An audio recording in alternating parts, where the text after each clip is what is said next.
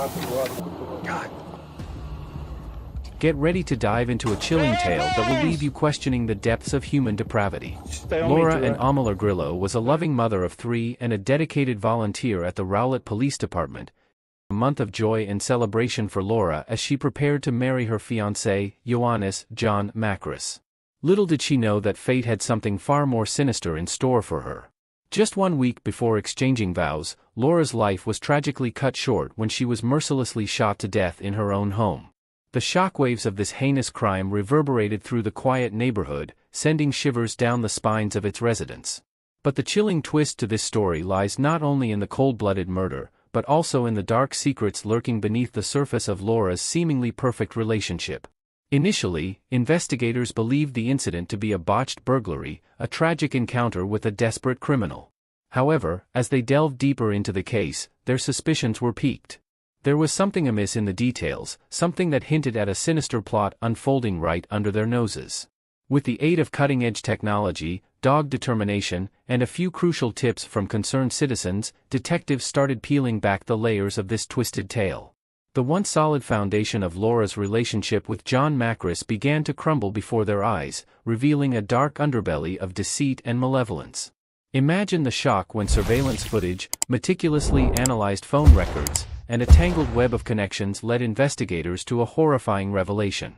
John Macris, Laura's own fiancé, had orchestrated a diabolical murder-for-hire plot, enlisting the help of 2 of his employees, Jesus Trevino and James Villeda, to carry out this despicable act.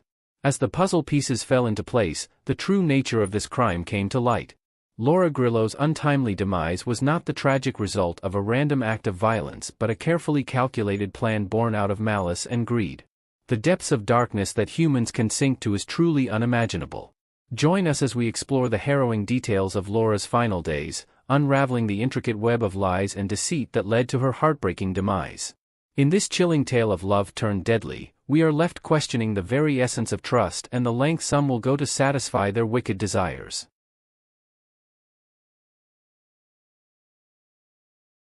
That you feel some remorse and that you're sorry about this, because if you don't, I'm going to tell you what's going to happen to you. They're going to kill your ass. You're going to sit on death row for 12 years in a little 8x10 cell. And you're going to be absolutely miserable. And hey, come on in. Have a seat. Tacanes. Akala. I heard you were Greek. I've been saying that all day. Yes, I am. How you doing today? Jim home with Texas Rangers. I've got a bunch of things to kind of explain to you. I'm guessing you probably have about 50,000 questions right now in your mind, wondering what's going on. Would I be right with that? I don't really have any questions for you, but I do want to explain the process and kind of explain what's going on and why you're here today. I'm sure there's some curiosity there. Before we begin that, in other words, before I begin a dialogue with you, I need to read you this form, and then if you agree, then I'll kind of tell you what's going on. Like I said, I really don't have a whole lot of questions for you. More or less, I was going to tell you things. I'm probably guessing that you got a bunch of questions for me. And so if I can answer them, then I'd be more than happy to do that. You steer the boat, okay? Right? You steer the boat. Right now, you're in custody, and you decide whenever you want to go, then we take you to the cell. If you want to visit, if you want to ask me questions, I'm game with that. If you don't want to do that, then at the end of the day, that's your decision. But I figure for now, you probably want to ask me exactly what's going on and kind of open myself up to you, and you can ask me questions, and I'll explain what we're doing here and why we're here. Cool? Sure. All right. And you steer the boat too whenever you want to stop, if you want to go to the bathroom, if you want to get a drink or whatever. If you get sick of hearing me, if you get sick of looking at me, then just let me know. Okay? You have the right to remain silent. Again, if you want to open dialogue and talk to me, ask me questions, do whatever. I cannot see very good. I have my glasses. Is that why I can have my glasses? Let me go ask him. Is there any way he could get his glasses so he could read the Miranda form? Is it in your evidence? It should be on my bag, I guess. It's in his bag. So, where are you from in Greece? I'm from Sparta. Sparta. Okay. Sparta. I had a college roommate who was from Greece. He was from Athens. He was a swimmer at University of Louisville. But I spent 3 summers in the islands. Ios, Santorini, Pyros, Crete, Mykonos. Man, I'm trying to think. Pretty much anywhere out there I've been. You spend any time in the islands? No, when I go home, back home, I usually stay home. Yeah. How's Sparta? Nice or not? It's pretty nice. I spent 3 summers in the islands, and I've never been on the mainland. And everyone I know who's Greek keeps telling me, well, you're messing up, you need to go to the mainland. But man, the islands are just, I like the islands. Very nice. Yeah. Probably the greatest meal I've ever had in my entire life was on Santorini. Just unbelievable. But I'm going, I was there 25 years ago, probably the last time. So I started going there. A lot of things have changed. Well, I heard, because then the drachma was worth, was like $3 million to $1 or something. So. No, it was never like that. So what, 3,000? What would it be? It was something crazy. No, it was like about 300 drachmas was about $1 back before they changed to euro. 25 years ago. Oh, I don't know about 25 years ago. When I went, I know the economy, the dollar was crazy. And it was so cheap. I mean, I could go there and have breakfast, lunch, dinner, and get a hotel for, it was probably like $5. No, 25 years ago, yeah. Yeah, it was very nice. And the swordfish and the lamb was pretty incredible. Mm-hmm. Very, very good. Love the Greek kitchen. Open in, walk up, see what everyone's cooking, what there is, pick it out. Mm.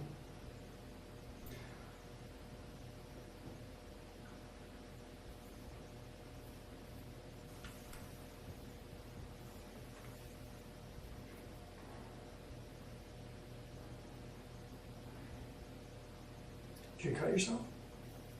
No, I was bleeding earlier. I'm just trying to stop it now. It's oozing. And ouzo. Ouzo's good. Depends on how much of it you drink. It can be very bad too. Oh, no, there's no glasses in the bag. Okay, thank you. You want me to read it real slow to you, or are you far-sighted, nearsighted, or what? I got astigmatism, so basically everything is really blurry.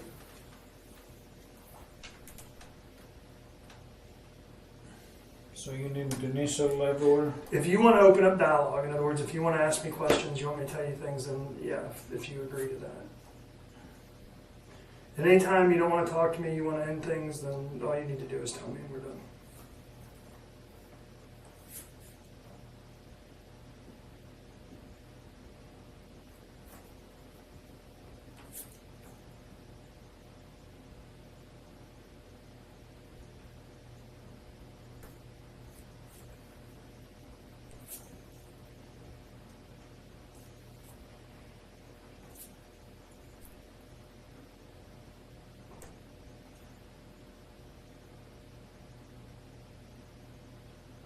Can I understand where it says I voluntarily waive the rights set out in these documents? What does this mean? Let me read that whole line to you, and then I'm not really supposed to explain it, but I know you might have some issues. English is not my first language, Sure, so yeah, sometimes when I say something, I might not use the right word for... Okay. So prior to and during the making of any statement, you knowingly, intelligently, and voluntarily waive the rights set out in this document. Okay? Basically what you're saying is, when you sign this and agree to it, you're agreeing to open up dialogue with me. Okay? In other words, I don't have you Nandi Grundy. You know what Nandi Grundy is? No. Okay, I'm not giving you a noogie. You know what a noogie is? You put some on your little brother? Yeah. Alright, I'm not giving you a noogie. I'm not sticking a gun up to your head or anything like that. In other words, I'm not making you say something or sign this. So you're doing it of your own free will and fruition. So that's basically what that means. And like I said, if you don't want to do that, if you don't want to talk to me, if you don't want to ask me questions, then that's fine. You just need to tell me. But well, you can tell me what you have to tell me, and then it's like okay. So I need to initial here, I guess. If you just sign there and then put your name.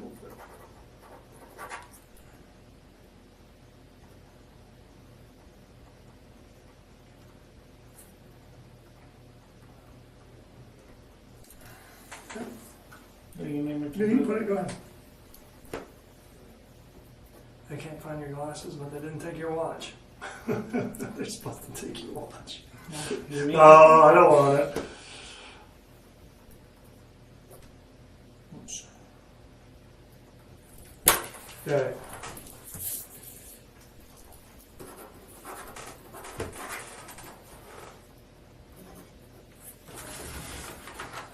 And let me, hey, do me a favor. Spell your last name. M-A-K like kite, Mm-hmm. R like Robert, I-S. And your first. My legal name is I-O-A-N-N-I-S.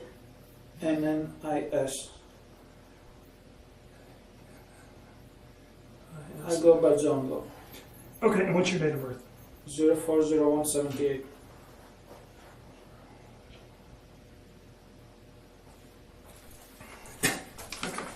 And I'm kind of a stickler on things, so let me go through again.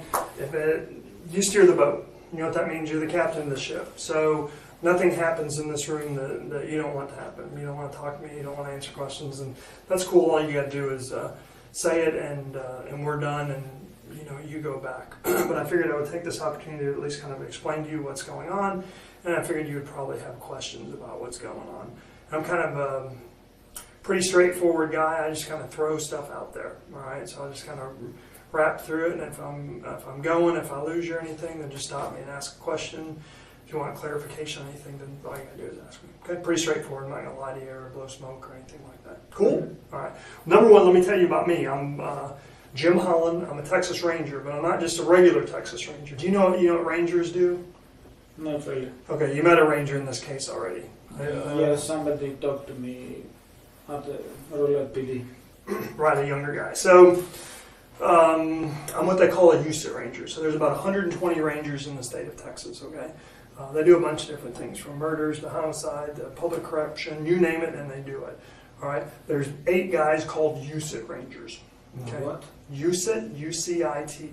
Okay. Unsolved Crime Investigative Team. So of all the 120 Rangers, if you get picked to be one of these 8 dudes, then you must be pretty good. No one who's young ever gets picked. No one who's bad ever gets picked. Only people that are exemplary in what they do and have a lot of success. So I'm fortunate, I guess, or unfortunate, depending on how you look at it, because I get a bunch more work to do that, which means I've been a Ranger for a really long time. I've been doing this stuff for about 23, 24 years, and I'm pretty good at what I'm doing. I'm really good at what I'm doing, or I wouldn't be doing this. When my phone rings, it's usually the governor. And if it's not the governor, it's the director of the Texas DPS or the chief of the Rangers. And they call me for special assignments, and I go all over. I go all over the world. I've been to Turkey. I haven't been to Greece on business, but I've been to Turkey on business. But I travel all over the U.S., and I do, I guess, special cases. I don't work just regular murders. I don't do anything like that. All I work is murders, but primarily what I work is serial murders, interestingly enough. And then I work cases that haven't been solved or can't be solved, and I don't even work normal ones of those. I work high-profile ones. So normally I get a phone call. In this case, I got a phone call from the governor. And the reason that the governor called was Laura's mother was calling, writing emails, and other family members were calling and writing emails wanting to know, why hasn't this murder been solved? So after X number of emails and phone calls and, well, I'll be honest with you, news coverage, because obviously politicians care about the news and the governor cares about the news. I get a phone call. He says, "Jim, I need you to go up to Dallas." I said, "Sir, go solve this." Righto. And basically what I do is I come up here and I take over. I take it and I look at it and I tear through it and I solve it. And in my job, there's no excuses for not having results. In other words, at the end of the day, I make arrests, I solve crimes, I get convictions. If I don't do that, then I don't get to keep my job. So I'm really good at what I do. And when I get told to do it, it's usually a pretty short time frame. I don't take months or years to do things. I come up here and I work for a week straight through. And everyone kisses my ass. They do what I want them to do or what I tell them to do because they know that I'm here to solve this and they know that I'm working for the governor. So everyone bends over backwards. So a lot of times I look at cases and I look for forensic evidence. And the neat thing about me is if I find something that needs to be tested for DNA or fingerprints or whatever. Oh, we're good. We're good. I think he's got it. Unless you want him still. I mean, it's easier to. Oh yeah, never mind. We need him. Oh, is this a lens cleaner? Doggone. Check that out. Tell me they're not taking care of you.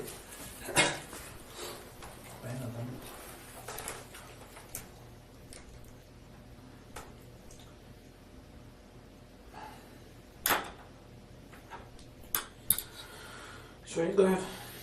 So,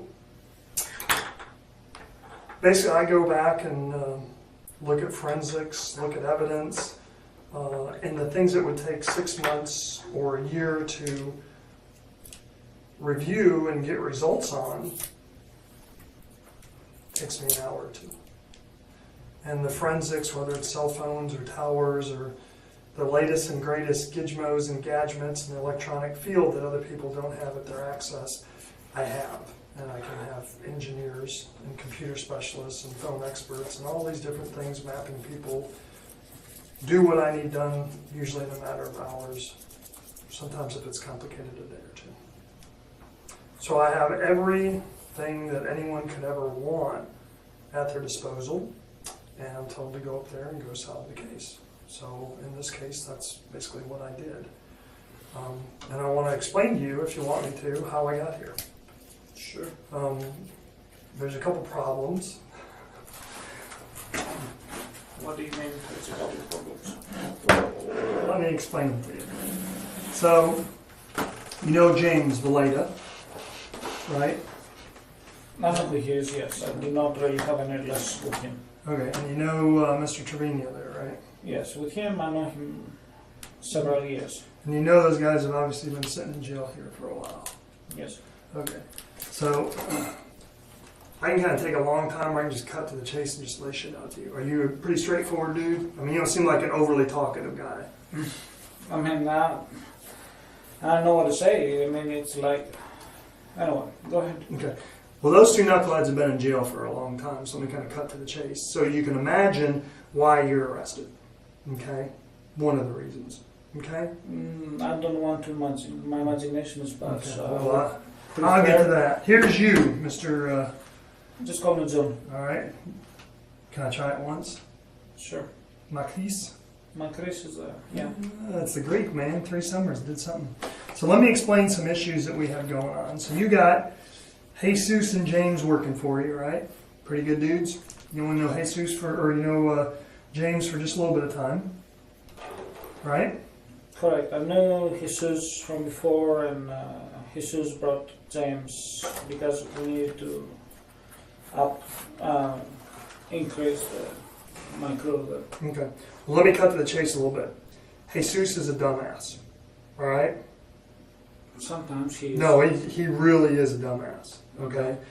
At the end of the day, you shouldn't hire a dumbass to do a job because he's going to screw it up, all right? And if he doesn't screw it up, he's going to talk about it. And that's what happens with him. Now, at the end of the day, I think there's a bright light for you, and I'll kind of get there and explain that to you, okay? But this is the deal. A year ago, you know this chick?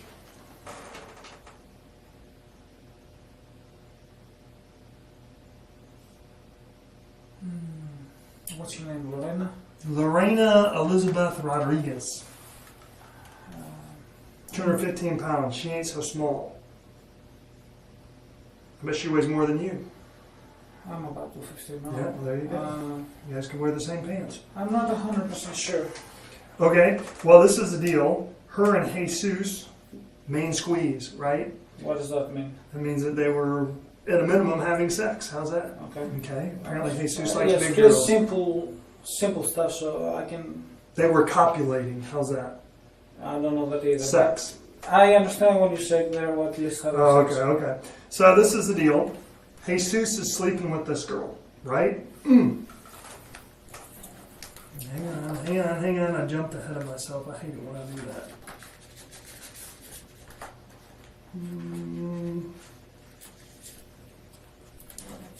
All right, forget about her for a second. Do you know her? Doc? No. Sometimes it's hard to make a decision. Her.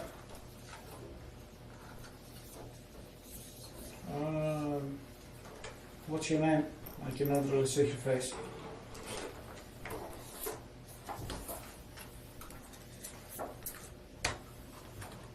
Still, I need to see your face.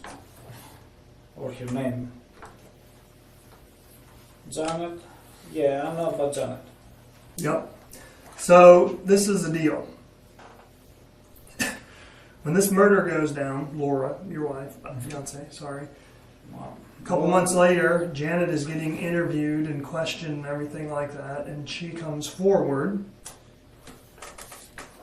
Actually, they approach her after they find this on a webpage. And this is her with a gun, which is a .40 caliber Springfield XD. Bullet that killed your wife was a .40 caliber weapon. Okay? This is Jesus's apartment, or where he was staying with the SpongeBob stuff. We went back and took some pictures. So she's kind of hanging out there with the stuff on the internet, so I'll give them their kudos when they deserve it. They go and they find her, and I have since gone back and interviewed her and spoken with her. And 6 months ago,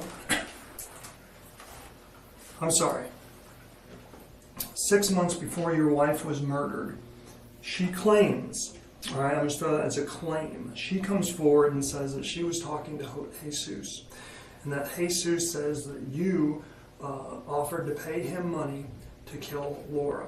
And I think it was 4,000 or 9,000. The number amount is all over, from 9 to 15,000 or something.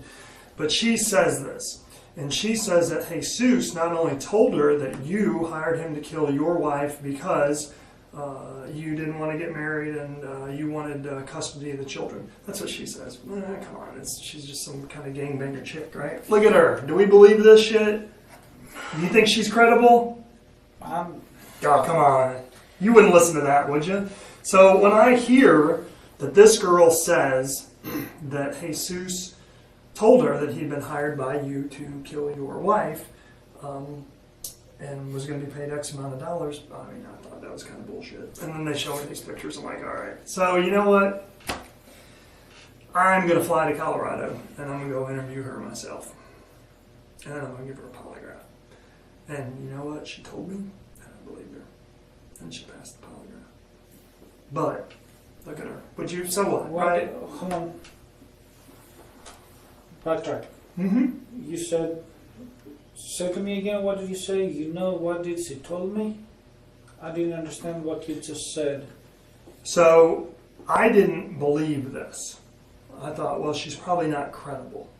So I went to Colorado and I interviewed her, and I'm an expert, right? I'm supposed to be one of the best, right? Okay. 100% solvency rate in every homicide that I've ever investigated. 100%. That's why I've got the job that I have, right? I understand. So I sit down and I interview her, and there's no indications of deception. She's telling the truth. There's no indication for what? No indications of deception. She is Deception, okay. She's not lying. She's telling the truth. I'm convinced of that, just in case I give her a polygraph. And she passes that. Okay. When you say she passes that, what do you mean? I'm not. I mean, she was asked those questions when she was hooked up to a machine, and she gave the same answers, and the polygraph showed that she was telling the truth. Now, I don't really give a shit what the polygraph says, other than the fact it's just something else to prove up, right? Shows that she's being credible. Maybe people think I'm an idiot and I don't know what I'm doing. They don't really think that, but sometimes I like to imagine that. Right? All right. So, but you wouldn't think much about that, about this girl jumping out there, and maybe Jesus runs his mouth or something. Well, but I know that she had issues with him. And yeah, it's not credible, right? I mean, you wouldn't buy that shit, would you? as I said, I wouldn't buy it. Doesn't mean anything, right? So then, we go back.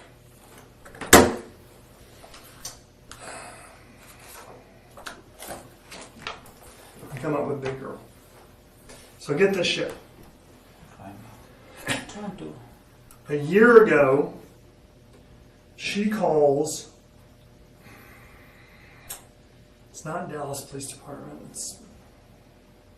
Well, let me go back to that. We interview her. She steps forward and she says that a year ago, while she was involved with Jesus. She said that Jesus told her that you were going to pay Jesus $9,000 for killing your wife because you wanted to keep custody of the kids. I didn't have any problems with my wife. I'm just telling you what they're saying. I'm not here asking you questions. I just want to tell you what's out there. You should know what's out there, right? I mean, you want to know, don't you? Well, I mean, if You're you under tell arrest? Me, I guess you're going to tell my lawyer, so it doesn't make any difference, right? Yeah, you can tell them too. You can leave, you can do whatever. I'm just trying to explain it to you. If you want to hear it, then I will. If you want to leave, then let me know and we'll bring someone.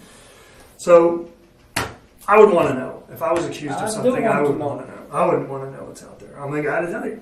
So, she says that a year ago, Jesus told her that he was going to get paid $9,000 to kill your wife because you wanted to keep the children and you didn't want to get married. Or you just wanted to keep the kids. And she goes into a little bit of detail about what he was planning to do and why it was going to happen. But, so you got another chick, right? She's probably some gangbanger. She's dating Jesus, right? You think she's credible? Well, Jesus was dating a lot of chicks, so... Right. So he's just running his mouth, right? I mean, she's probably just making shit up. She's coming forward after the fact. She wants to be famous. She wants to be on Entertainment Tonight, right? Yes. Okay. Kind of maybe. But the problem is she says, no, I'm not making this up. And no, I believed it. And yes, it happened. And I'm so sure of this that I called up the Dallas Police Department. And I talked to a detective and I gave him all the information. When? A year before the murder. Bullshit. No, I did. I called him. I told him every single thing. I told him what I knew. I gave him John's name. I gave him the wife's name. I gave him all of Jesus' information, when he drives, about the gun, everything. I told him everything. I said, okay, well, let us look for that report. We don't find it. There's no report. She never called Dallas PD. But guess what? A day later, they find the report. Not only did she call them, and not only did they take a report, but the whole thing was recorded, right? And then they handed off to a Department of Public Safety, State Police, CID agent who works intelligence hits. And he starts looking at it. I don't know, his wife got sick and his mom died and kids had scarlet fever. For whatever reason, he didn't really do shit with it other than opened a file, ran your name, runs your wife's name, pulls up your house on Google Maps, and runs Jesus. A year before your wife dies. Now there's two people that are saying the exact same thing, and one of them is memorialized a year before your Is wife what? died. It's recorded. Okay. There's a record, there's reports, there's documents. It's not made up, it's not bullshit. How would she know this is going to happen? Two chicks. You know this dude? Yes. How do you know him? Manuel brought him to help with some work randomly. Mm-hmm. And what did he do? Whatever, just helping stuff in the houses. How long before your wife's murder? It's been a while. Mm-hmm. So, brain surgeon, Mr. Trevino, reaches out to him and says, hey, this is the deal, dude. John's going to pay me $9,000 to kill his wife because he wants to keep the kids. And I need 2 drivers, and I want to see if you'll do it with me. No shit. So we bring him in. He doesn't necessarily want to talk. The problem is he get caught up in a conspiracy to commit murder if there's any chance he has anything to do with it. So he lays out this whole story. I mean, everything. Planning what was going on, why it was bothering him, why he wasn't going to do it. All this shit. He lays everything out. So it's getting interesting. Now we got 3 people saying the same thing. Know him? Juan Salazar. No, I do not know that guy. Another buddy, right? Mr. Trevino's got all kinds of buddies. Guess what he does with him? He goes to him and says, hey, dude, this is the deal.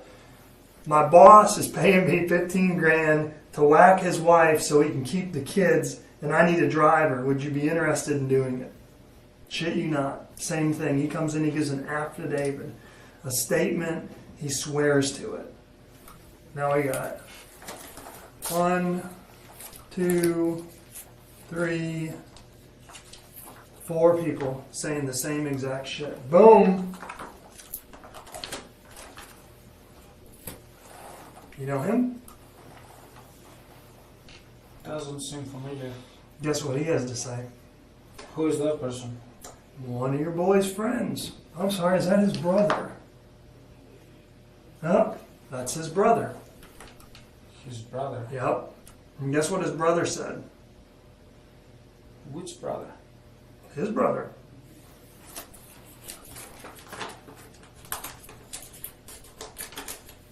Mr. Trevino's brother. Do you know he had a brother? I know he has siblings. No, but that picture does not look any familiar at all to me. Well, guess what he says? He steps up because he gets in a bind and he's getting ready to go down on another deal and he wants to help himself out. So he reaches out and says, hey, you know that murder that Rowlett was working? Yeah. Guess what? My brother approached me. He offered me a gig to do that murder with him. We were going to get paid, I think he said he was going to get paid $4,000. I knew about everything about it. We were going to get 2 cars. We're going to get dropped off. We're going to do the hits. We're going to wipe it all out for John, his boss, because he wanted custody of the kids. But at the last minute, he cut me out. Because A, he wanted all the money, and B, because he made a statement that if there's any kids in the freaking house, he was going to kill them too. And he says that Trevino told him, if you kill any of the kids, then we're not going to get the money. And so Trevino, he says that his brother cut him out because he knew that he's kind of a hothead, and then if there was kids there and he was going to go down for it, that he would kill them. So he said, no, you can't do it. I'm just going to take care of it. What are we up to now? 5, 6, something like that? Know him? His face does not look very familiar to me. Guess who What's he is? his name? We're going to ask all the complicated questions. David Arredondo. Oh, I think I might have these 2 pictures mixed up. David Arredondo, no, that is Manuel's brother. Mm-hmm. I know him, but his picture seems very... I think it's the first time I see that person. But So David says that, and then this guy, let me swing that back around. He comes forward. Oh, and you're probably wondering, how do we come up with all these names? what do you mean? I mean, how are we getting all these people that are coming forward and getting information from them? I mean, they're kind of gangbanger types. It's not like they're going to just jump out there. That's your job. Well, yeah, but guess who makes it really easy? Mr. Dumbass. Because guess what he does? He's got an app on his phone to record all the conversations. Yeah, no, I'm the one who told him about this app because I use this app for my clients. I bet you know how to turn it on and turn it off, don't you? What do you mean? I mean that every phone call you make, do you record it or just the ones that you want to? It's recorded in all of them, and just when I finish usually my conversation, I just delete it. Mm-hmm. Do you think he does that, or do you think he backs it up to the cloud? What would you think? You know, I think he's a dumbass. I would You say already know the answer. He backs it up to the cloud. So every phone call that he's ever made, outgoing and incoming, is backed up to the cloud. Well, because of what I do, pretty good at what I do, right? Back in the cloud. Oh yeah. Do you think Rowlett thought about that shit? Nope. But you think I did? They said, yeah, he tossed his phone the day after. We don't have shit. It's all in the cloud. Guess who has all that? All these conversations. How do I know about these people? How do I know about the guns? How do I know about all this shit? Because Dumbass recorded conversations with you. Recorded. A week ago, I started working this case. Within 24 hours, it was pretty much done. Presented the facts to a grand jury on Tuesday.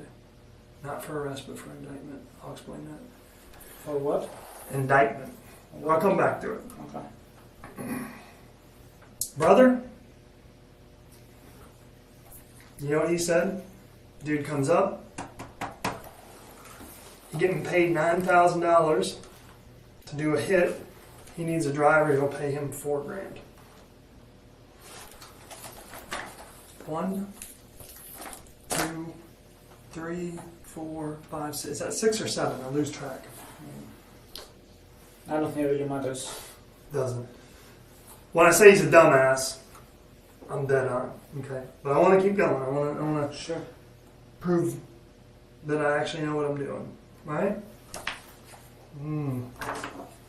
Then, of course, if you're going to shoot someone, all right, and you're smart enough to get rid of the clothes in the gun, all right, you should also get rid of the backpack that the clothes in the gun are put in. Because when you shoot someone, even though you don't see it, there's something called GSR, gunshot residue, and there's blood splatter because it's high speed. When you hit something, and even though you can't see, you watch CSI, Miami, any of those shows? Sometimes I've seen that. So when you shoot someone at close range, the splatter comes back at you. And if you're wearing a black hoodie when you do it, all right, you're going to have the victim's blood on you. Now, if you get rid of the black hoodie and the black pants and the black tennis shoes that you're wearing, it can be pretty good, right? Because you can just get rid of it. But the problem is, if you put all that shit along with the gun that has blood on it into this backpack. Do you know what the Lacard exchange principle is? That's fascinating. Lacard is this French scientist. He's an absolute genius, right? He comes up with this theory back in 1823. Same year, mind you, that the Texas Rangers came to be. And the Lacard exchange principle is fascinating. It's that when two objects touch, this table and that phone, there is an exchange. Part of that table goes onto this phone, and part of this phone goes onto that table. That makes sense, yes. Smart dude. French scientists, don't screw with the French, right? They're smart. So Lacard exchange principle, if you take the bloody black hooded sweatshirt and the black pants that you're wearing and the gun that you shot this person with and you stick it all in that backpack, right? And then you take out that stuff and you take the gun, you put it in little pieces and you dump it in one spot, and you take the clothes and you dump it, let's say, at a job site, right? In a garbage can. You're pretty smart for doing that, right?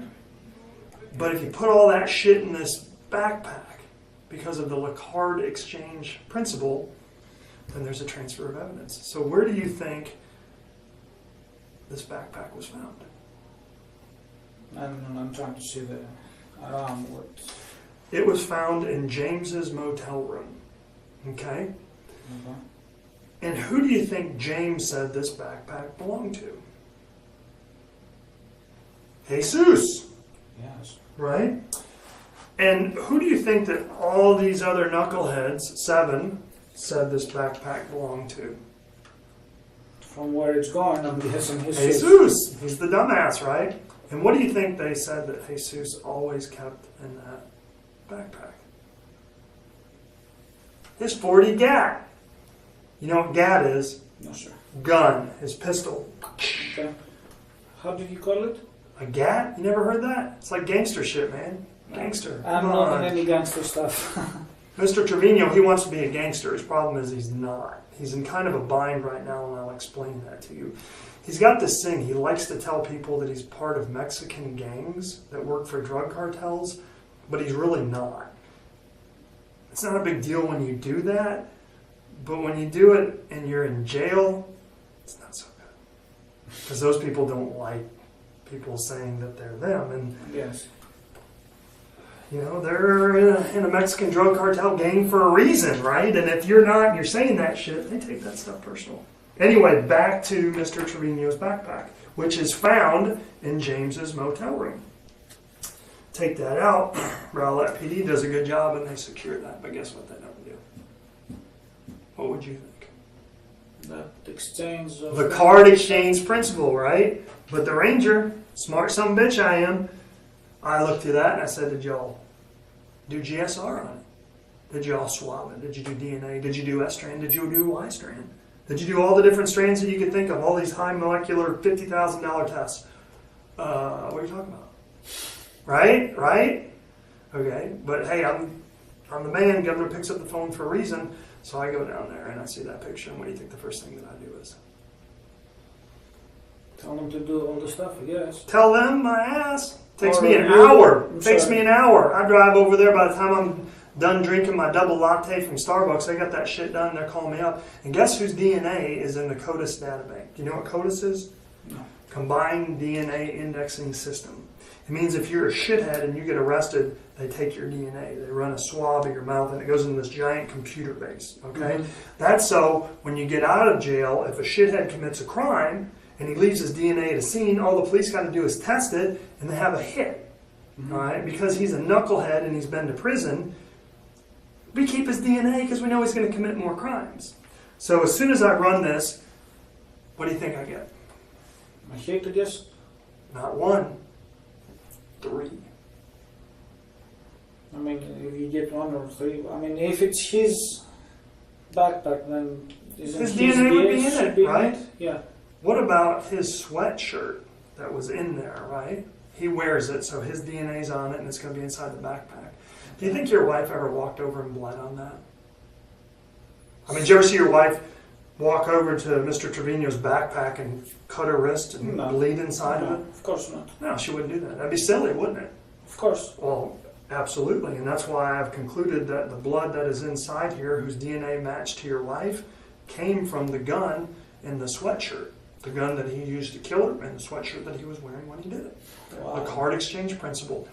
Bloody interior of backpack with GSR gunshot residue, his DNA on it, 7 different people saying that it's his backpack, GSR from the gun, and your wife's blood inside that backpack. What would you conclude from that? But he's guilty. that Hell he's yeah, not I did guilty. it. Some bitch did it. Shot your wife. Problem is, we can stop right there, right? End the show. We got him. Boom. 7 people saying that you hired him to kill your wife. If it was 1, okay, 2, 3, 7. Can't ignore that. But there's more people involved. There's got to be more people involved. This backpack, right? The stories.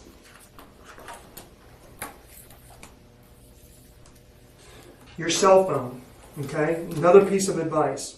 If you're going to tell someone to go kill someone else, all right, tell them to turn off their cell phone and wrap it in aluminum foil. No shit, right? Why? Because do you have to be on your cell phone for it to be tracked? What do you mean? I mean, No, I didn't understand your question or your statement. if you have a cell phone, do you have to be talking on it for me, the police, Big Brother, to know where you are? I don't think so. Nope. Most probably you can track it at any time without me being on it. Unless it's wrapped in aluminum foil. Okay. Pretty smart. That's the only thing that'll cut the signal off from the tower. But when you look at your phone, you see the bars, the tower bars, you know what I'm talking about? Yes. Like a 1, 2, 3. We use those, tower strength, signal strength, with a trajectory from the tower. In other words, if you're standing right here and the tower is right here, you're an engineer, you went to 2 extra years after high school, right? To be a civil engineer? Mm-hmm. Okay. Then you know about trajectory and angles. Yes. Based on that signal signal strength. can pinpoint your location. Exactly. And so you know what this does? It pinpoints. Can I call him dumbass? Is that okay? Is that all right with you? Because he is. So it pinpoints dumbass's signal at James's apartment, hotel, motel, sorry, there's a difference. Picking him up and then driving. Can you show me where your house is on there? Yep, that's it. You know why that X is there? Because it picks him up driving to your house, and at really pretty much the exact time that we feel like your wife was murdered, within 1.5 to 3 minutes of her getting home, because he just barely beat her there, his phone is tinging at your house. And then his phone goes all the way back towards, where's this? Oh, right here. And it stays there for just a little bit, and then it goes to, where's that Home Depot at? Right here. There. This is where he came and met me. Yep. Right after he killed your wife.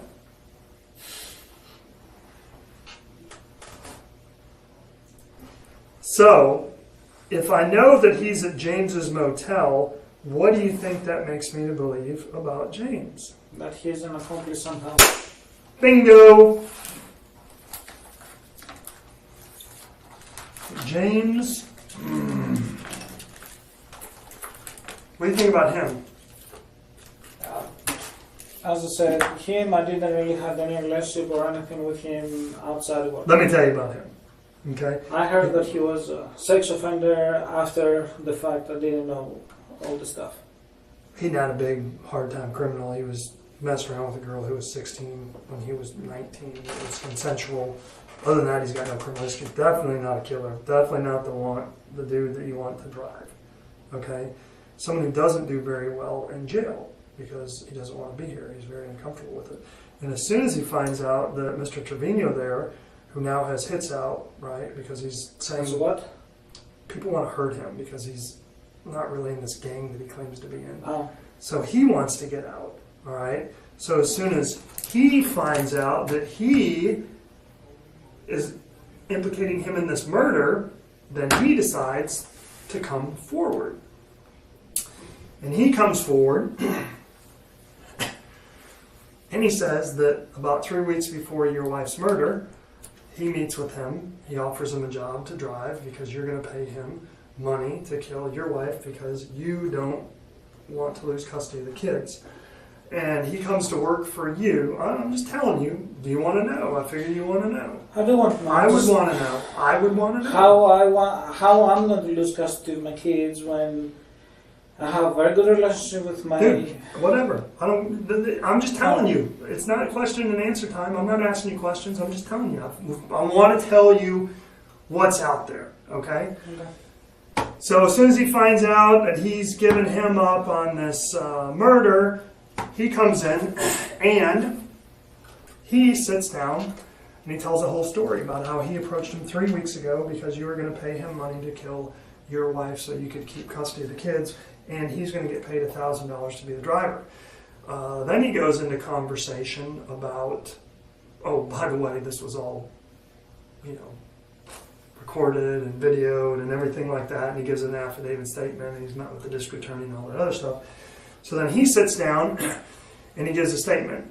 And in that statement, he specifically talks about how he was part of a conversation between you and him talking about how this was going to go down. And how you three went into a room after the murder and discussed how everyone needed to shut up and keep quiet the day after the murder. But let's go forward a little bit. He also says that he was a big sissy and he wouldn't just do it. He kept dragging it out. He says that you got really, really mad about that and that you told Mr. Trevino that you need to get your shit together and knock it out because you haven't done anything to plan for the wedding. You haven't gotten a tuxedo, and now your mom's going to be coming, and he needs to get this shit done. Then he says, one-on-one, right, that while you guys are out at a dump, that you have a conversation with him, and you're talking about the murder, and is he really going to do it? And he says, no, I think he's a big sissy. And then you turn around and say, well, he was supposed to do another job for me, my ex-wife down in Georgia. Would you do a hit for $15,000? And he says, well, that's not really my deal. I don't really do that. Because he's not really a hitter. So someone who's going to do a murder shouldn't hire someone who is afraid of the sight of blood, right, to do it. And they shouldn't hire someone who's not really a shithead. He's not really a shithead. He's a pretty legitimate dude. He just has some issues, and he did something really, really stupid. You shouldn't bring him along for the ride, and then you shouldn't have a conversation with him about it. Now, you can blow off everything that he said, and you can blow off everything that he said, but the deal is these two have been separated, and they were both interviewed, and they both said exactly the same thing. All right? You paid him to have your wife killed. Now, these two, who's admitting to doing the murder, the gun, the clothes, phone conversations, everything. All right? I did it. He drove me there. That'd be one thing, but they have no reason to do that murder unless they're getting paid. And I got 7 other people saying that they paid them, and these two are completely separate, and they're telling me the exact same freaking story. And they haven't had an opportunity to get their story together. And they both tell me what was said in that bedroom the day after your wife was murdered. Okay? Now, you have choices, my friend. Okay? Because this looks really, really bad for you. All right? And that's why on Tuesday, this was presented to a grand jury. Do you know about the American legal system in a grand jury? I have no idea. Anyone can be arrested. man, I could write out a probable cause affidavit that you committed murder, okay? And I could arrest you for it, just like that. I just, boom, and a judge signs it, okay? But I'm guessing by now you know that I'm just not this ordinary cop, right? Mm-hmm. I'm different. I'm anal retentive. I'm ADD. I can't help it, all right? I go overboard on everything. So I grab all this shit, all my forensics, all my phone stuff, all my statements, all my you name it, I grab everything and I present it to a grand jury. When a grand jury does an indictment, all right, that means that one of two things is going to happen. You're either going to go to trial or you're going to plead guilty. Okay? On Tuesday, this was presented to a grand jury, and Tuesday I found out that the grand jury indicted you and him for capital murder. This is coming today. Okay?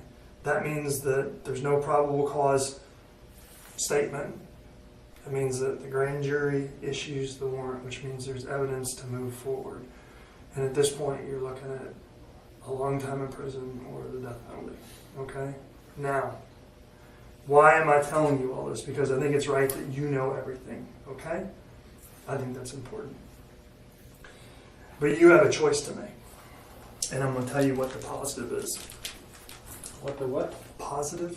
The good? Okay. Okay. I don't like him. Alright? And he's killed other people. I wouldn't like him either at this point. Okay. Well, he's killed other people. Okay. So, in the United States, when you kill 3 or more people, do you know what you're called? A serial murderer. This wannabe has actually killed 2 other people. That means that he's killed 3 people total. Alright? Which makes him a serial murderer. And a serial murderer needs to go to death row and die. He just never ever needs to get out. Now, John, I know that you're kind of foreign to this country, and I know that I'm throwing a lot at you. But I'm going to give you an opportunity today. And it's really important that you understand this, because I don't want to lie to you, and I don't want you to misunderstand anything that I'm saying. Okay? I'm not the decision maker. I'm not the district attorney. I'm not the district judge. I'm not a grand jury. I'm none of those people. Okay? I'm a Texas Ranger. Now, granted, I'm one who answers phone calls from the governor, right? Mm-hmm. Don't carry his bags. Just answer the phone. Do what he asks me to do. But I'm a Texas Ranger. I'm not a decision maker. Okay? After we meet today, I'm going to go upstairs, because we're also in the Criminal Justice Center here. And I'm going to go over, I'm going to meet with the district attorney, and I'm going to tell her exactly how this interview went, and she's going to ask me a bunch of questions about it, okay? And you've got to make a decision as to what you want to do or how you want to proceed with things, okay? This country is very interesting in that if people show remorse, and if they're sorry, and they beg for forgiveness, all right, and they tell the truth, things tend to go better for them. If they tend not to do that, all right, then this is a death penalty case, and that's what you're looking at. And if you're not afraid to die, I understand. Really, I'm not either.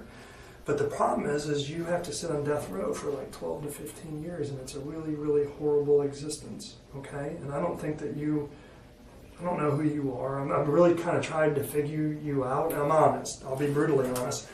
I don't know if you're a sociopath, if you're a psychopath. And I kind of looked into it some more, and I don't think you're any of those things. I think that you felt like your wife was cheating on you, and I think that you thought your wife was not a good mother, and I think that you were probably right, and I think you felt like she was going to leave you and she was going to take the kids, and I think that you were right, because I think that she was going to. I think she was going to marry you so she could get half the business, and she was gone. And you know that, and I know that. No, I don't. That's what I believe. No, I don't believe that for Laura at all. I mean, no, I don't believe that. I did not think that Laura will. I mean, the business was hers anyway, so it doesn't matter me getting married with her or not. So that's. I mean, I had no. Then why, John? Why? Because you just didn't want to get married? Because you wanted to No, I didn't have a problem to get married. I mean, I tried to get married with her for at least 3 years. Mm-hmm. I loved her. I still love her. I mean, it's. I love my kids. When they took my kids away, it's like killing me. It's. Well, right now, you have an opportunity, because number one, you have an opportunity to ease the pain from them, okay? And there's something called consideration, all right? And I'm not, again, the deal maker, but I can tell you, you move forward with this stuff and these people testifying against you and everything else, and you get the death penalty. Okay? This thing about consideration, okay?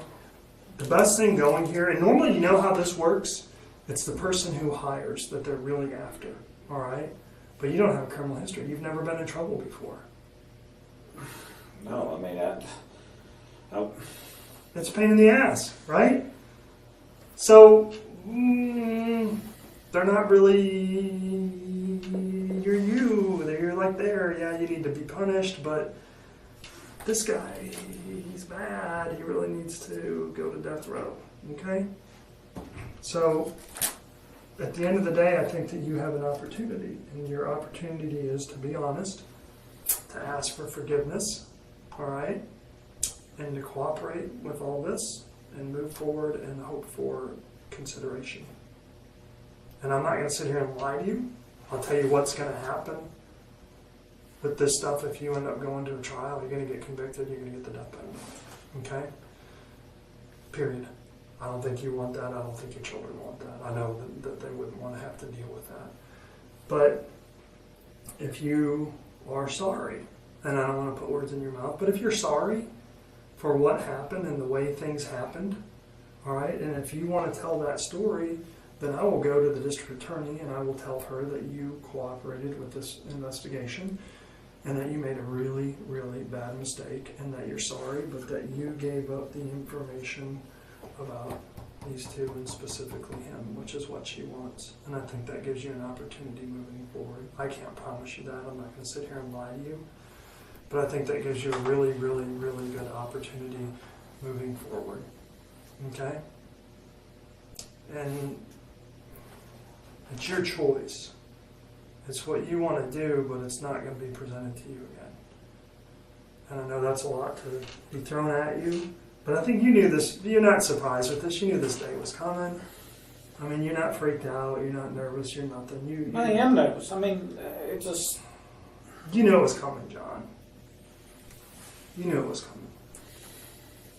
Now you got to make a decision. You know what mitigation of damages is? No. It's when you screw up and you try to make the best of it. Okay? You screwed up, all right, and now you got to try to make the best of it. And let me tell you something else. Greek Orthodox? Mm-hmm. How did I know that? Christianity, all right, Americans, the district judge, the jury, the grand jury, and the district attorney are all good Christian people, because in America you really don't get elected unless you're a good Christian person, right? And what's a value that all Christians share? What's the number one rule of Christianity? Spread the word of God. Number two, you got to forgive. If you're a good Christian, you have to forgive, and it doesn't matter. I sat down one time, Catholic, right? I've got some Roman Catholic, some Greek Orthodox. I got a cousin who married from Chicago, a guy who's Greek Orthodox. Same thing, they just kind of left the boat, right? Yeah. Same thing. So, what's the difference between a good person and a bad person? Does Mother Teresa make mistakes? Everybody makes mistakes. I don't care who it is. Pope makes mistakes, right? Hmm? Pope makes mistakes. No, I'm sure he does. What's the difference between a good person and a bad person?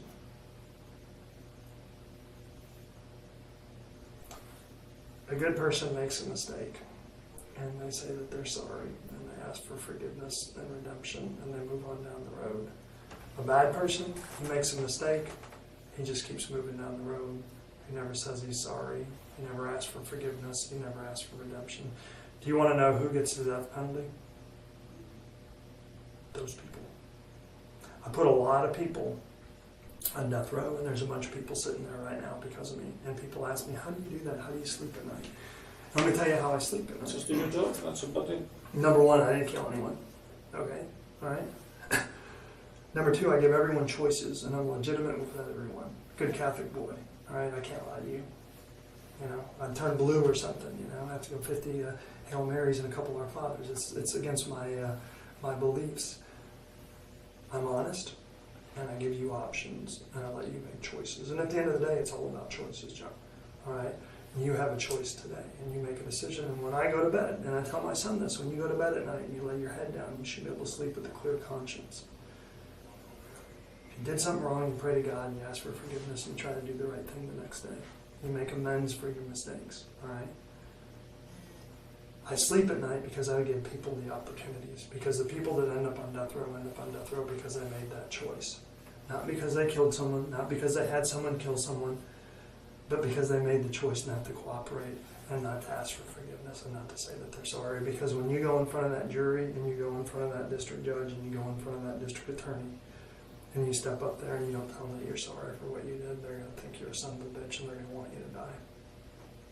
And that's just the way it is. How does this work out? It's A to Z, man. You know, A is walking out the door and Z is the death penalty. Do you walk out the door? Hell no. I'm not going to lie to you. Anywhere between A and Z is good for you. It's called damage mitigation. In other words, if you can provide information against them and the DA looks at it and offers you some type of deal down the road, then I think that's a good thing. And I think that's your only hope in life. The problem is you got 3 different suitors to that deal, right? What? 3 different people. There's 3 people. Everyone's going to point fingers, all right? They already have. So if you make a decision, if you want to say you're sorry, if you want to talk about this thing, if you want to talk about how he killed your wife, how you paid him to do that, how that went down, then I will take that to the district attorney and I will talk to her and I will let her know that A, you told me that you were sorry, and that B, you're cooperating with the investigation. And what does that do for you? I think hopefully that takes the death penalty away. So can I talk to my attorney before? You can do anything you want. If you want your attorney right now, you can tell me, I want my attorney right now and I don't want to talk to you. But that's up to you. You control these things, okay? But I'm not going to come back and talk to you. I don't know how this thing works. I don't know how the legislation works. I don't know anything about the legal system in the United States works. And this is where I would like to talk to somebody. Okay, and let me explain something real quick, all right? About this, because I really don't. Okay, let me explain something real quick. There's a couple different things you can do right now, okay? You can completely turn me off forever. In other words, I'm never going to come back and talk to you again by telling me, Ranger, I would like to talk to my attorney and I don't want to talk to you anymore, and then I'm never, ever going to come back and talk to you again. I'm done, okay? And that's your right, and you can do that right now if you choose to. You can say, I would like to take a break, maybe we could talk later. I would like to go back to my cell or be booked in, and maybe we can talk later. You can say, I never, ever want to see you again. That's your choice. But once you shut that door is shut forever, and I want you to make sure that you're aware of that, okay? Because the opportunity that's right here, and it's your choice. If you want your attorney, if you want to end it, then I walk out this door right now, and that's all you have to say, and it's done. And I think that I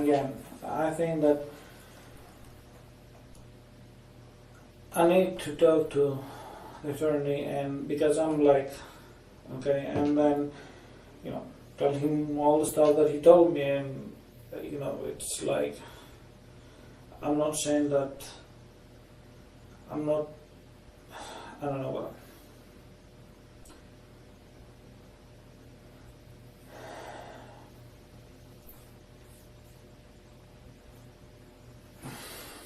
I don't know how to. Okay. If you want an attorney, then you just tell me that and we're done. And I'm going to go talk to him again next, right now. But that's your choice. If you want an attorney, then you need to tell me that, though. You need to say, I want my attorney, I don't want to talk to you right now. If you want to just end the interview, you can say, I want to end the interview. That's your choice, okay? That's your legal right. Even though you're not an American citizen, are you? I don't know. I'm a resident. I was actually applying for a citizenship. Okay, but because you're in America, it doesn't matter if you're from Mars, you have the rights that the Constitution afforded to every American. Even though you're not an American, you still get those rights. And that's your choice. But you decide that. If you don't want to talk to me, if you want an attorney, then you tell me that, okay? If you want to just end it and stop it, then that's fine. I'm just telling you where I'm going next.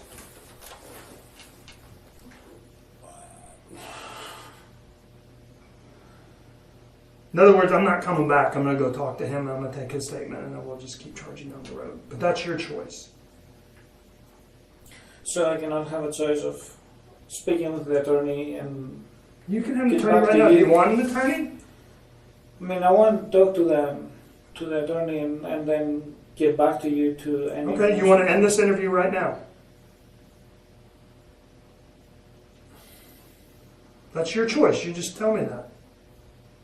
I mean, you're kind of saying it like it's a big question, or you're throwing a bunch of things out there. So I'm not sure how to take it. I know it's a big deal, but I want to make sure that we're on the same page. Of course, it is a big deal. I mean, you're telling me that, basically admitting that I hired him to do the murder. That's what you're telling me.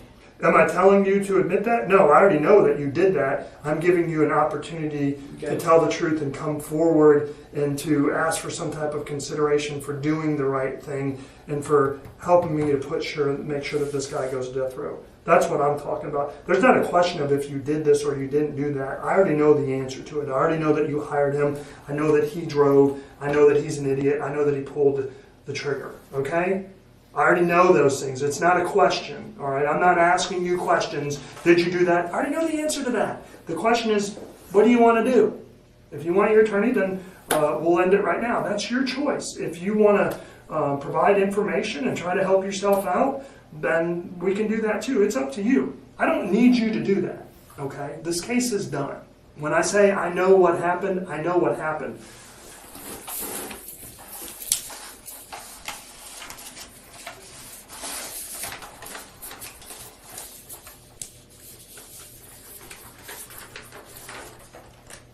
This is issued by the grand jury this morning. I'm sorry, it was issued by them Tuesday and issued by the clerk this morning. That is your indictment for capital murder. I'm sorry.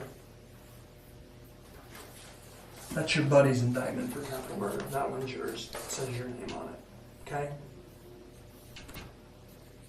My case is done.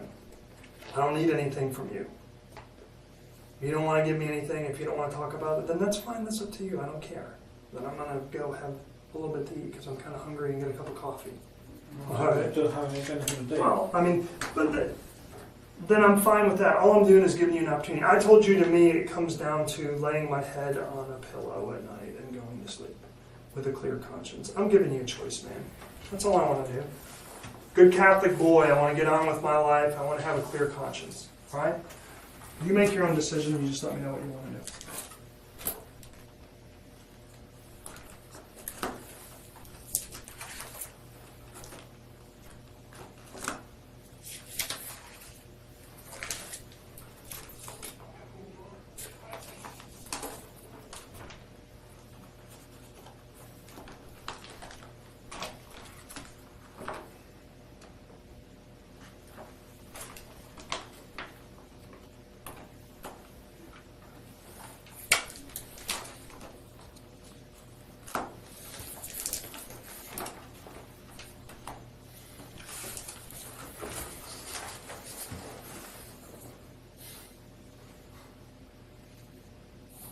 It's called an unequivocal invocation of your rights. What?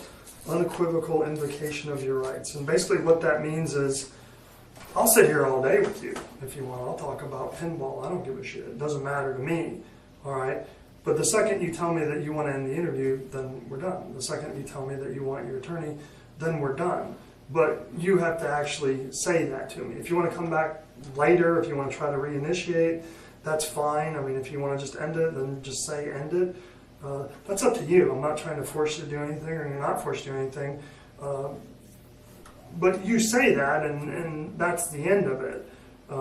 If you want to move forward and talk about this or leave that out there, then that's up to you as well. When I tell you that I don't need anything, I really don't need anything. This is an opportunity for you, okay? Because I can close this right now. You've already been indicted for capital murder. I've already shown a grand jury that there's enough evidence out there to prosecute you and to get a conviction, basically.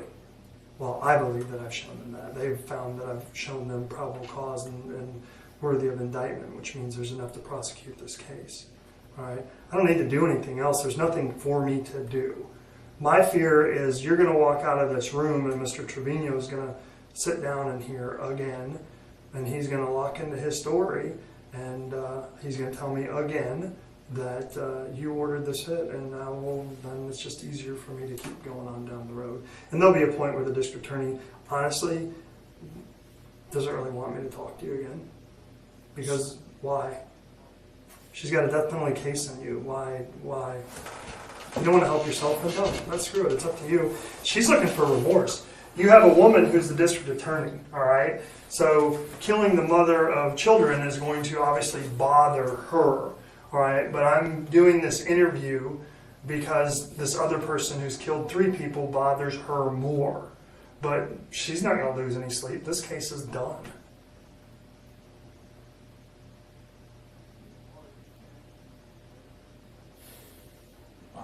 Yeah, that's what I'm saying. It's your choice, okay?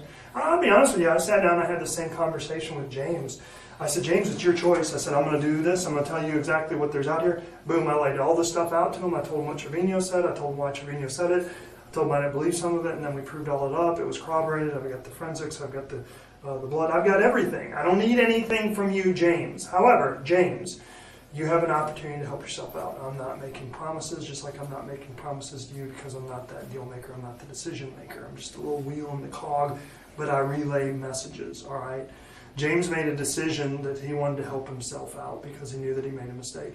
James laid out everything that happened, and then James ended the conversation with, I'm sorry, would you please express my remorse to the district attorney's office? I know that I made a mistake. James has got a pretty good outlook ahead of him. What? Outlook. Things are looking good for James. We're a forgiving society. We are, all right? You kill your wife, but you know what? Or you hire someone to kill your wife, but people can still forgive you for it because that's who we are. A Judeo-Christian society. We have to do that. We have to forgive no matter what you do, no matter how bad it is. We have to forgive. And I know that sounds corny and hokey, but it's the God's honest truth. Because we're Christians. You're a Christian. Right? I am. Yeah. Well, you made a mistake.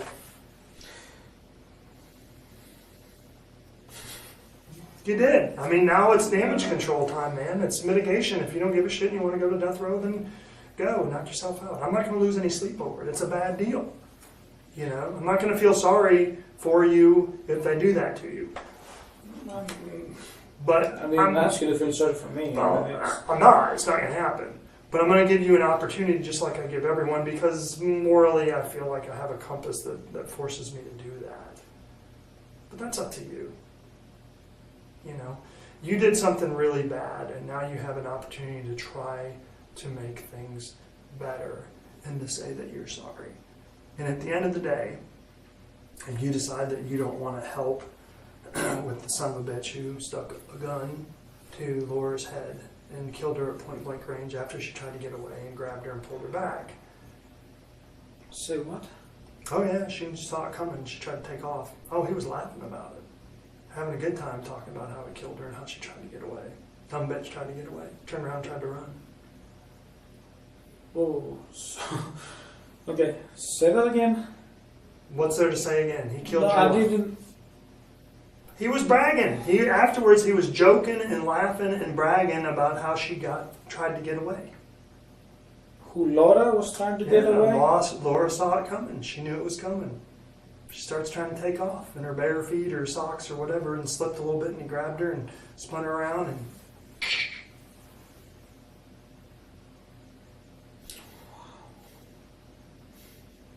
but you know, if you feel bad in any way, shape, or form for what happened, and do you? I don't know. You probably don't. And maybe it's not so important to you that you do, but I'm going to tell you something. You damn well better convince that jury, that district attorney, and that district judge that you feel some remorse and that you're sorry about this, because if you don't, I'm going to tell you what's going to happen to you. They're going to kill your ass. You're going to sit on death row for 12 years in a little 8x10 cell. And you're going to be absolutely miserable. And then they're going to kill your ass. And no one's going to think twice about it. What's the best case scenario in this? Say you're sorry. You're convincing. Beg for forgiveness. Provide information against Knucklehead who shot your wife. girlfriend, fiancé at point blank range, the mother of your daughter, maybe you get a halfway lenient sentence. Maybe you get to go to a work farm because you haven't done anything before. What? A work farm. Maybe you get to go somewhere, you get to be outside, you get to run cattle and do carpentry and work and everything like that. It's a life. It's a lot better than being stuck behind bars. Maybe you get to go do that, and maybe they give you a halfway decent sentence. And in the state of Texas, you only have to serve about 50-60% of that sentence. So maybe you have an opportunity to actually see your daughter get married. You're not going to see her graduate kindergarten. You're not going to see her graduate 8th grade, but maybe you can see her graduate high school. Or maybe you can see her get married. Maybe you can hold her baby. Those are the things that you have to look forward to.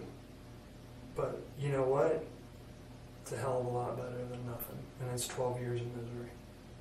And then you're going to put them through that. And if you ever had an opportunity in your entire life to think about one thing other than yourself, this is a time. Because let me tell you something.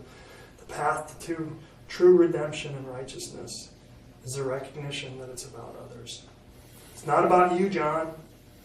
It's about others. And until you put other people in front of you in your life, you're never going to recognize it. And right now, you know what? I know you're laughing. You think this is bullshit because you don't have remorse. No, I'm not. But if you don't put your kids in front of you right now and recognize that, you're going to put them through that misery of 12 to 14 years of you sitting on death row, them knowing the day that you're going to die. Either way, I'm screwed. I'm not going to do anything with my kids. I mean, hey, you have an opportunity to see your daughter get married. Might have an opportunity to see her graduate high school. Have an opportunity to hold your grandchild. Those are things that you have an opportunity to do. I'm not going to say it's going to happen, but there's definitely an opportunity for it out there. But what happens is determined right now by what you do in this room. And you walk out of this room, and you can do it anytime you want. I've told you 20 different times, I've admonished you. You can ask for an attorney, you can end this. You can do whatever you want. That's your decision, and I'm going to honor that. Okay? But if you want any opportunity in your life to see your children again and to live in a free world again, then it's laying in front of you, waiting for you to grab it. And if you don't, then don't waste my time.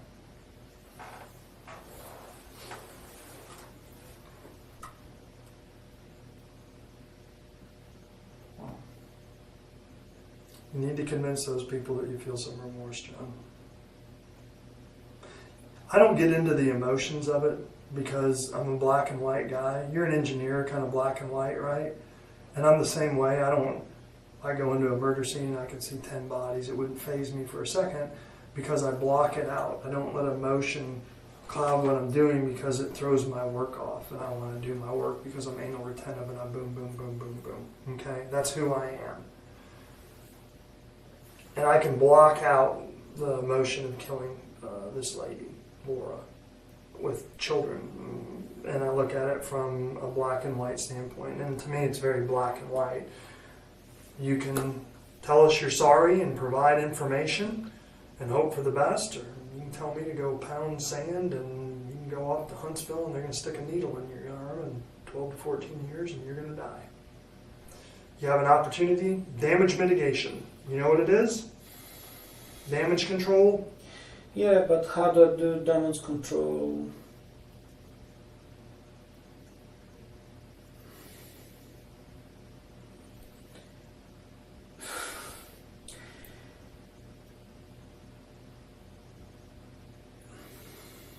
I'm trying to. You see what I said, because English is not my first language. Okay, things that they come out of my mouth, they come out sometimes the wrong way and getting incriminated against me, or being very easy to be twisted.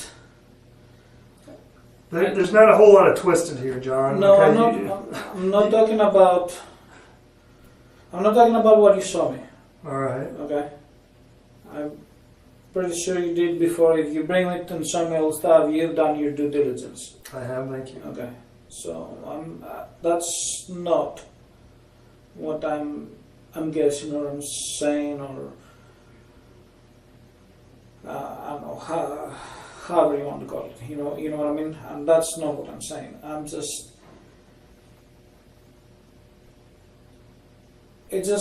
I'm trying to think if I say something to come out the way that I actually mean it, then Say this.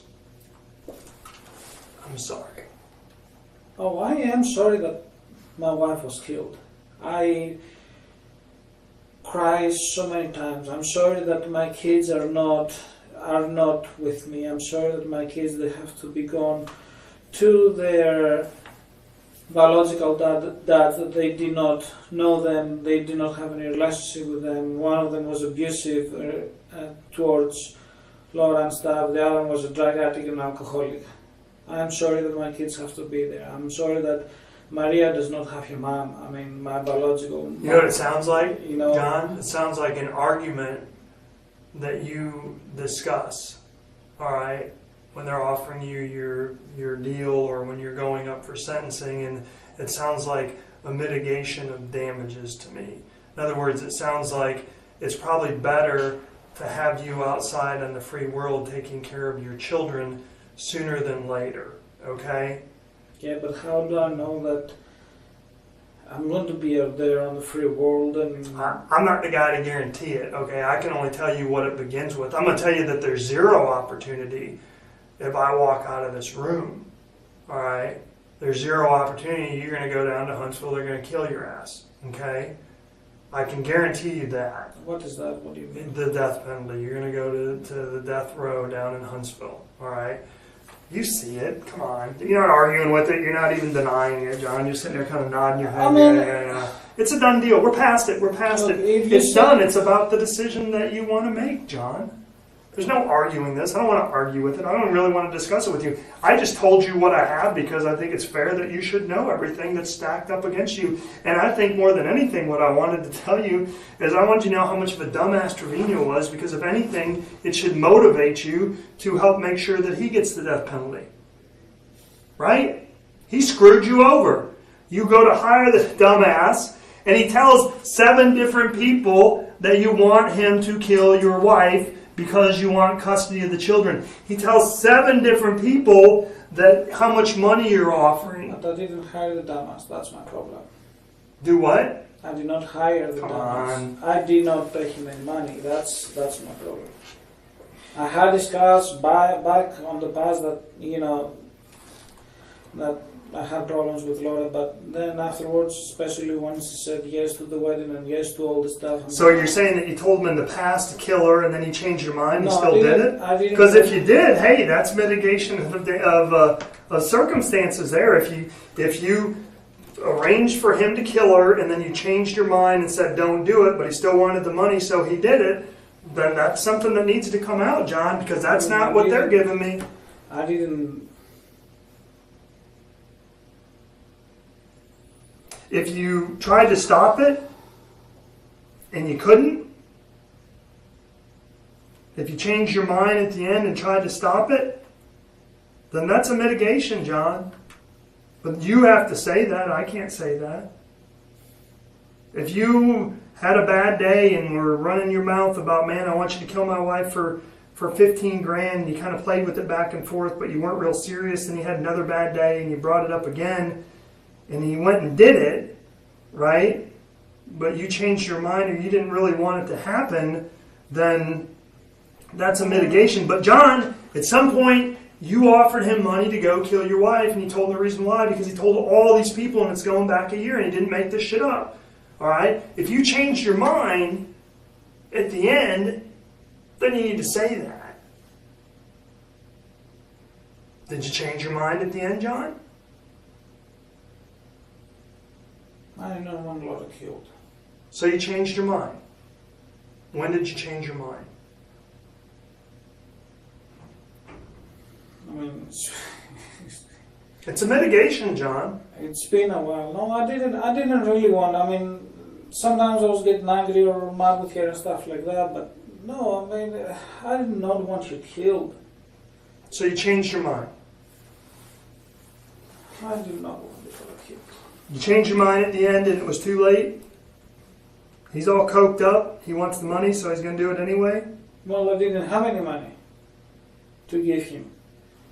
I mean, there was some money on the safe, so if you guys didn't find it, then I don't know.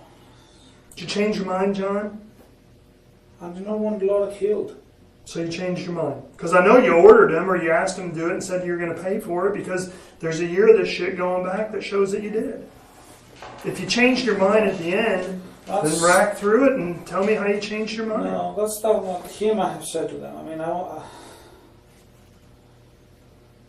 You had conversations in front of James. Knucklehead was recording a lot of the conversations. You were pretty careful about what you said on the phone, but you still said enough to... You know what his game plan was? Is he going to blackmail you afterwards, keep getting money from you. He says there's a tape. What do you mean? He says that he did a tape of one of the conversations so he could blackmail you later. Hadn't given it to us yet. I'm guessing he will. I don't want it.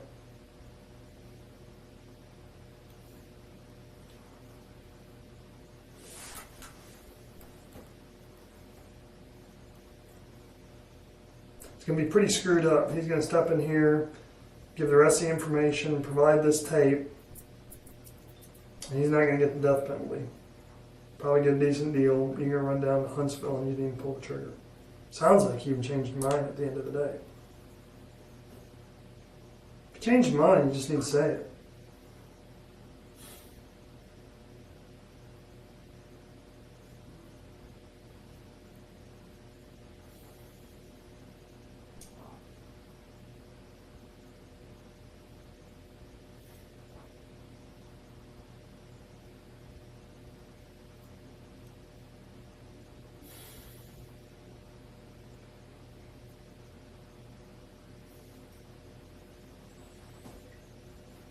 He wants a deal for the tape. So what? He wants a guarantee. He wants a deal for the tape. I don't ever have to get that tape. I'd be a lot happier to send his ass down to Huntsville. Say that again? I would be much happier just to send him down to death row.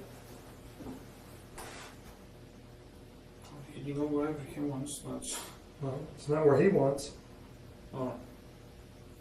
That's what I prefer for him. You made a mistake, John. You fucked up.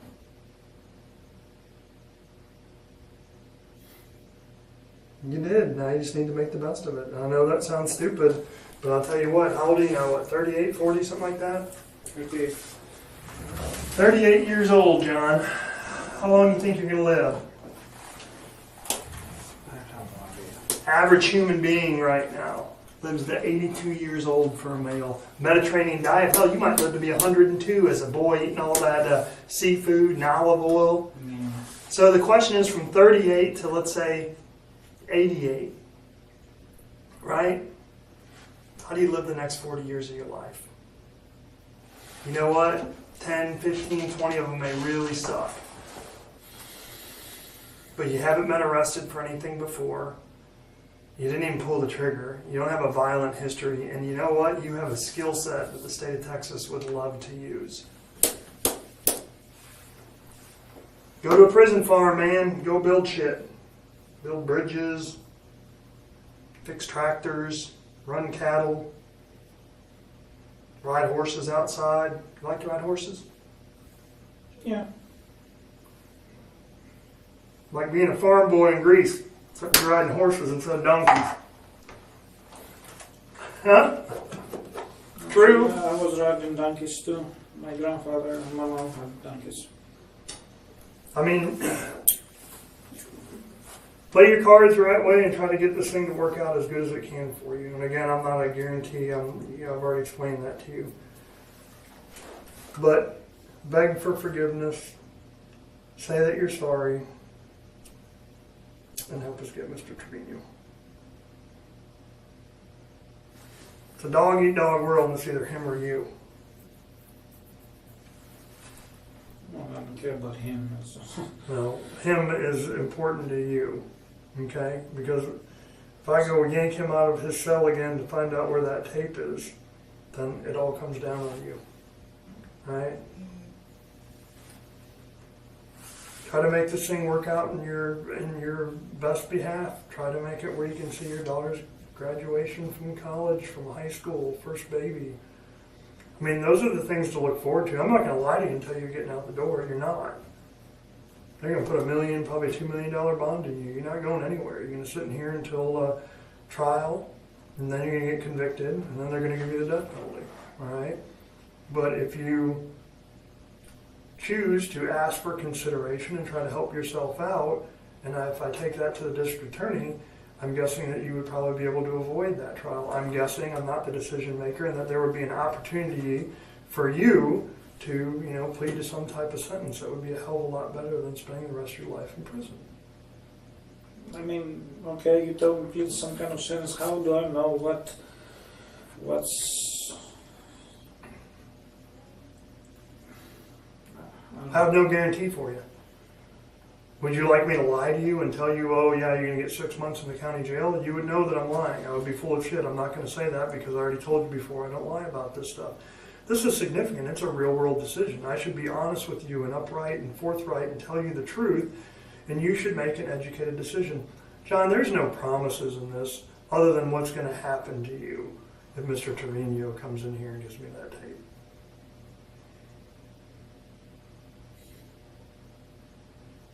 Okay.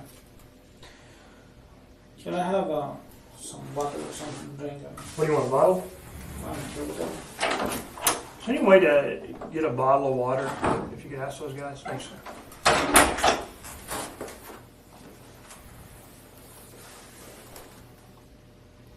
Can you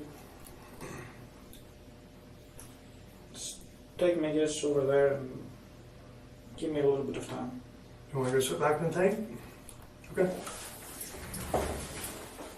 You just knock on the door. If you want to talk to me again, let me know. And if not, then we'll take you up there.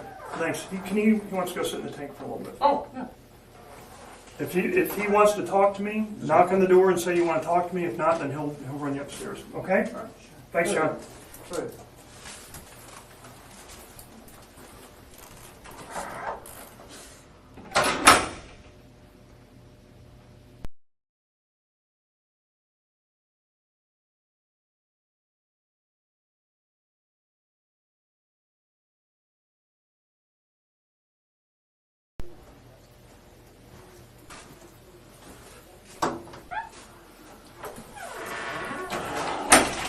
I didn't want Laura dead. I am sorry that Laura was killed.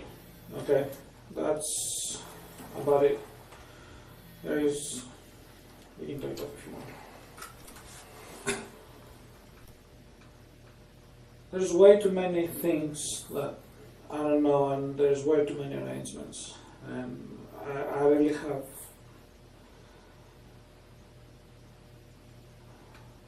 I really don't know how to act or react or anything like that. Okay. I know you cannot give me an advice of what, of anything, because of the position that you are, and I respect that. I can tell you what I think.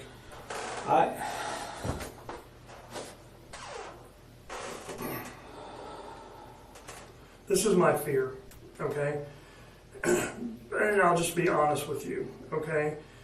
If your attorney was sitting in here, and you can ask for an attorney anytime you want, you can shut me down, say you don't want to talk to me, you can say that you want your attorney, and everything stops, and that's completely up to you, and I want you to understand that, okay?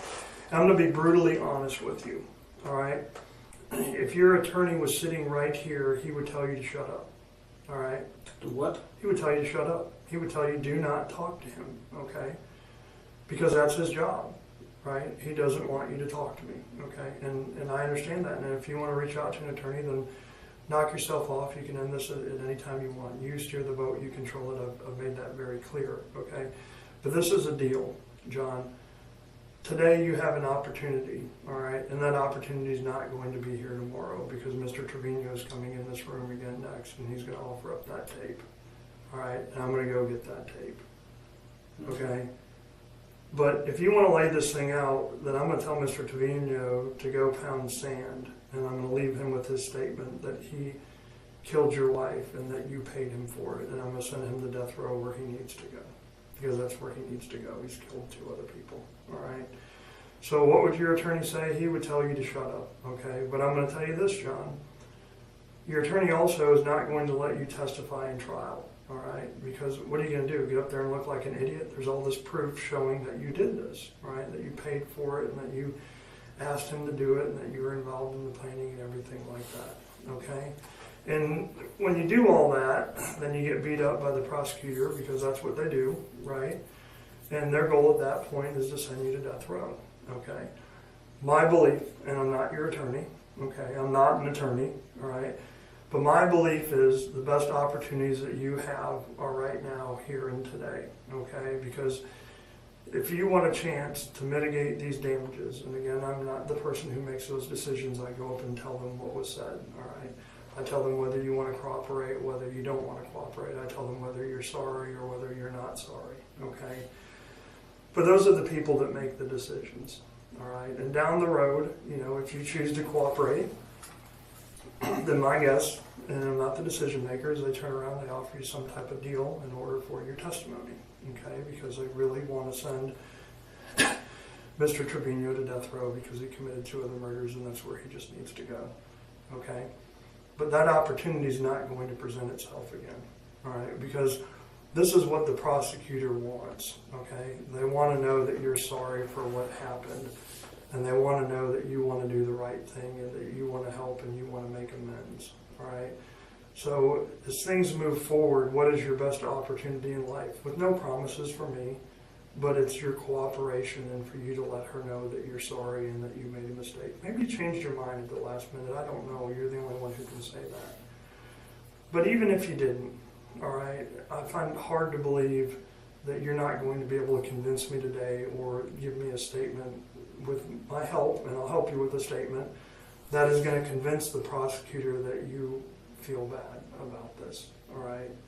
And that you're willing to come clean and be honest. And at the end of the day, I talked about the Judeo-Christian society and The what? being a Christian and forgiveness.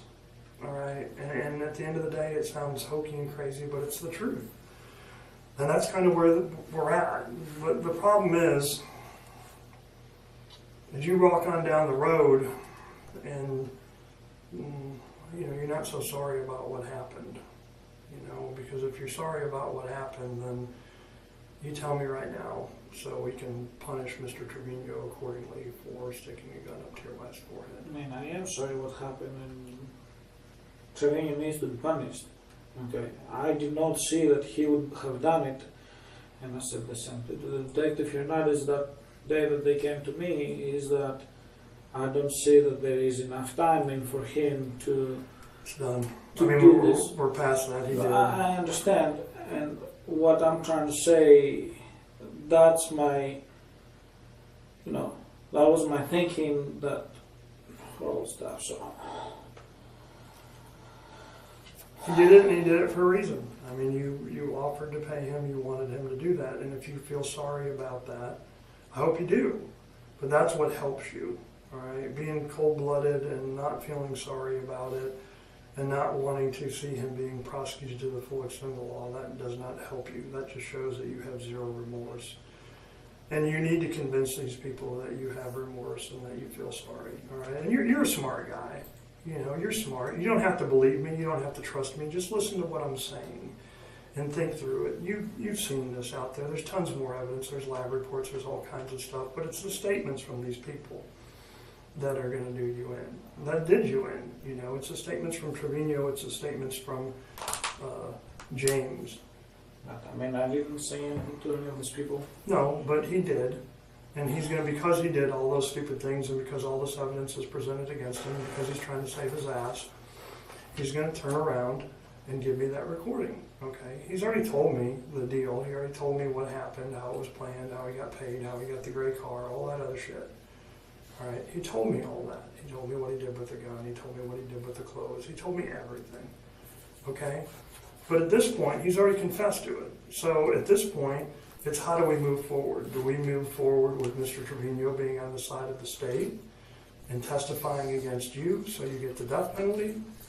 Or do we move forward with you testifying or providing information against Mr. Trevino so I don't have to talk to him again? In other words,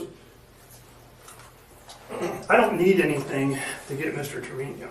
He's done. I don't need anything to get you. But at the end of the day, either he's going to testify against you or you're going to testify against him.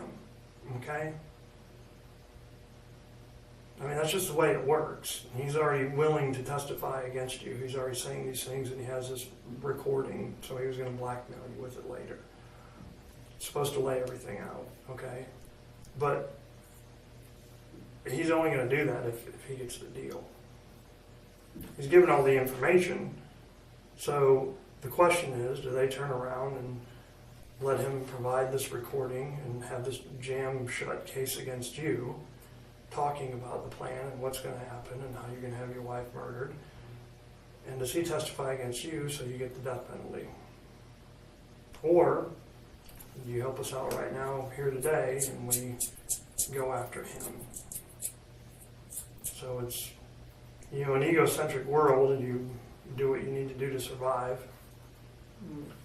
Well, That's not. Well, you got to think about your kids, man. You got to think about your I future. am thinking about my kids because I mean it's like, okay, so let's say I go to jail or whatever. What's going to happen to my kids? I mean, there are two older ones there with their dads or whatever. What's going to happen with Maria? I mean, that's what I'm thinking. I mean, I don't know any of this stuff. I don't know. Well, would you rather that she stop working? I mean, and would you rather that she visits you in jail and you get to write to her and talk to her on the phone every once in a while, and that you have at least an opportunity to see her graduate high school, to hold her first baby? Because that opportunity's out there. But if you don't want that, then, you know, that's up to you. I mean, it's I don't know. It's just too much for me. I mean, it's just whatever Trevino said to whoever against, you know.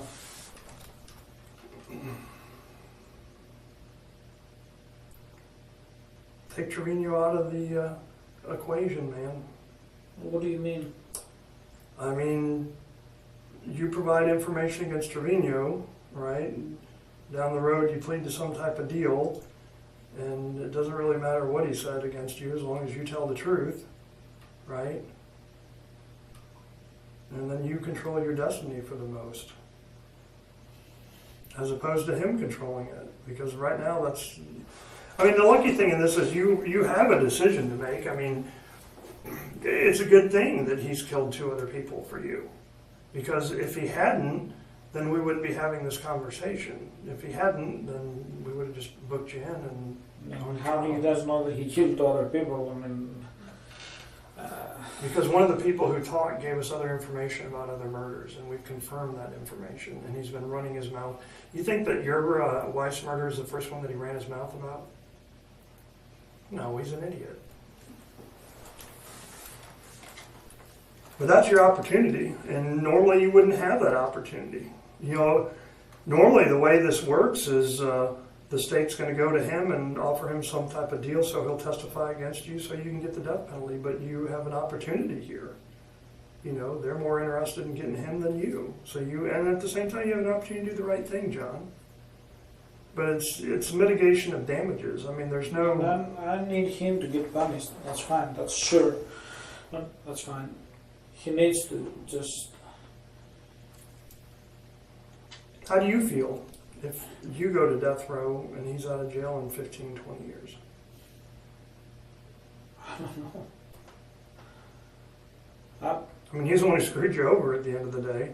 Well, that's the start of my life. I'm getting screwed over by everybody for my whole life, so that's... You know what I mean? It's just...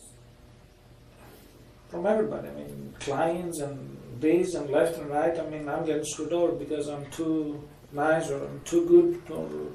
Look, life isn't fair. To know my rights and know my this and know my that, whatever. So... But life isn't fair, okay? But you did something. I mean, you made a mistake. You paid this guy to kill your wife, and he ran his mouth, and he talked about it. I did not pay him. That's my... That's not what he's saying. Well, I mean, he says I did not pay him.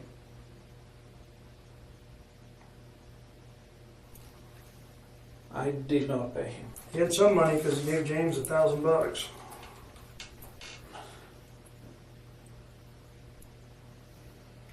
But that's your decision. But I'm telling you, at least you have some options. You have some. It's a gamble. I mean, you're kind of rolling the dice and everything. But what's your option? What else is out there? Go to Huntsville and sit in an 8x10 room and use your toilet for your sink for the next 12 years until they stick a needle in you? I mean, that's not a whole lot to look forward to. You know what? Prison sucks, but because of your record, because you're not a violent offender, because you don't have prior convictions, because you don't have a criminal history, I mean, I think it's fairly opportunistic for you, and because you have a skill set that people would want, there's a really good opportunity that, you could go to some work farm and not have that bad of a life. And, let's say you get 30 years. Well, then you end up serving 15 as long as you don't kill someone in prison or beat someone up. Or let's say you get 20, then you serve 10. Or, I mean, I don't know. But you at least have that opportunity. This is the reason why I think that I need to speak with an attorney or whatever because, I mean, if I say, for me, basically, because I did not tell Trevino or I did not give money to Manuel. Okay, if I say that, oh, I gave money so I can hope for something like this, then it's like I'm incriminating myself. You understand what I'm saying? I don't know if it makes sense. That's. Well, and you say that word, I think or I want. I may want an attorney, and that's your decision.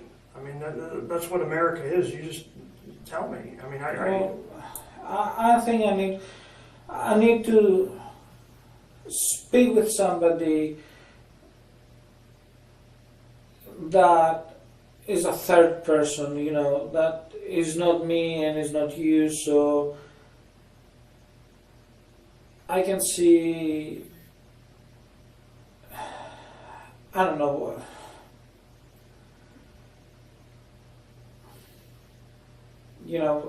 I mean, I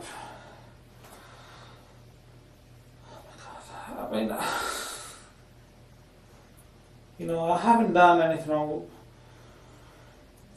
I did not pay him, so